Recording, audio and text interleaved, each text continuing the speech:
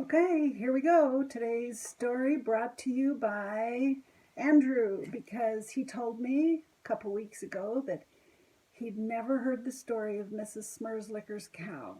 So, in honor of Andrew, this story is for him, and it's all about feed the cows. Oops.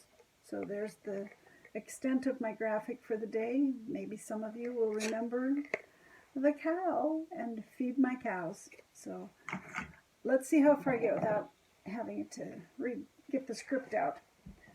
I think I remember most of it. I've heard this story since I was a little girl. I remember the first time my dad told me this story, and I was just wide-eyed because he showed me the hole in the divot in his knee, the part where he'd been hurt in this story. So I can remember that as clearly as sitting here today, and many, many other times that he's told this story since then. This story goes back to the day when he was living with, the summer that he was living with Aunt Ruby again, while his mother was off going to school to get her teaching certificate. So Aunt Ruby got up one morning and told him that she wanted him to go up into the corn patch and harvest all the corn stalks and take them up the road to Mrs. Schmerslicker's cows, which for a boy of his age did not sound like much fun. And he said, "You mean all of them?" And she said, "Yes, every single one of them." Okay, being obedient, he went up into the corn patch and he picked all of the corn stalks and laid them out and bundled them up, and he said there were probably 10, although it seemed like 100. But he picked them up and he started down the hill and back up the road on the other side to go up to the Schmerslickers' farm. A part way there, his friends came up to him and said, "Where are you going and what are you doing? Because we got this cool project going on down by the river." He's going, "I gotta take the corn stalks up to the cows." "Oh, no, you don't. Throw them in the river. Nobody will ever know. Just throw them in the river and come with us." "No," he's like, "Aunt Ruby told me I gotta do this." But he eventually threw them in the river and went off to play with his friends who were digging this cave back into the river bank right along the water. And because he was fresh and not tired out yet from digging, they let him crawl back into the cave, and he said it was big and spacious and they'd done a great job.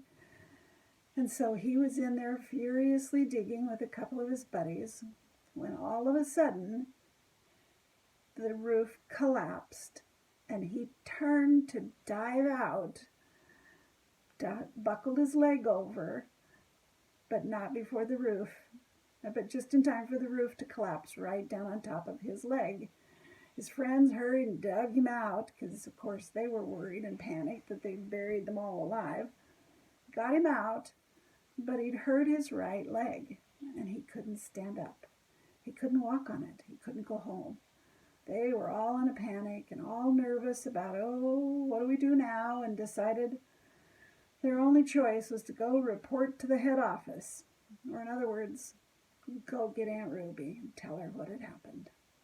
So they went and knocked on the door and she said, "Well, where is he?" "Well, he's still back up at the river." "Well, why didn't he come home?" "Well, because he can't walk on his leg. He's hurt pretty bad." So she grabbed the little red wagon and off they hustled up to the river and plunked him into the red wagon and drug him home.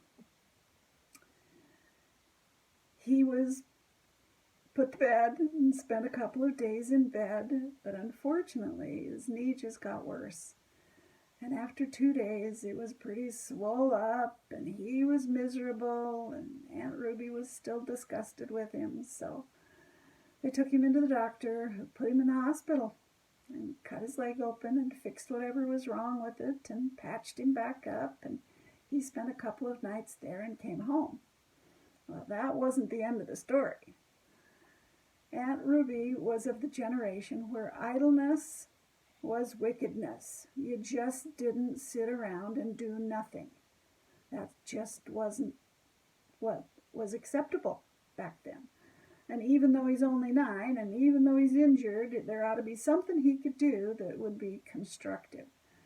So while she was making rag quilts, and my dad would explain that you take a rag quilt by tearing your rags into long strips and sewing them together so you've got this great big huge long piece, and then you braid it all together to make these rag rugs. And she was a pro at it.